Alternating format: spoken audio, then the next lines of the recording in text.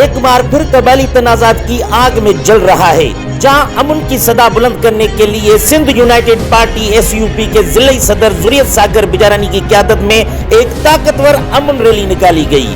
Rally tower چوک سے شروع ہو کر پریس کلب تک پہنچی، جس میں سیاسی، سماجی کارکنان اور شہریوں کی بڑی تعداد نے شرکت کی۔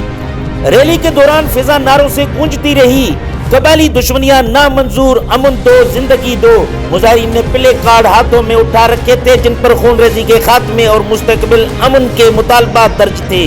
شرکا کا کہنا تھا کہ پورا ضلع قبائلی تنازعات کی زنجیروں میں جکڑا ہوا ہے اور ان خونی جھگڑوں کا حل اب بھی با اثر قبیلائی سرداروں کے ہاتھ میں ہے۔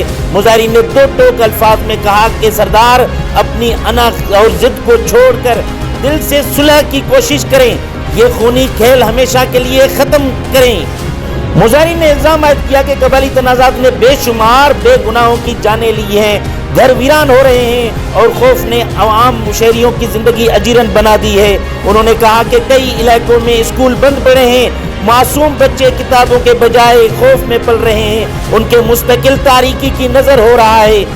ریلی کے شرکا نے اعلان کیا کہ یہ محض نعرے لگانے نہیں بلکہ میدان عمل میں نکلے ہیں۔ انہوں نے قبائلی تکرار میں الجھے ہوئے برادریوں اور ان سرداروں سے ہاتھ جوڑ کر اپیل کی کہ انا کو دفن کریں، صلح کو اپنائیں اور کندکوٹ کو خون سے بچائیں۔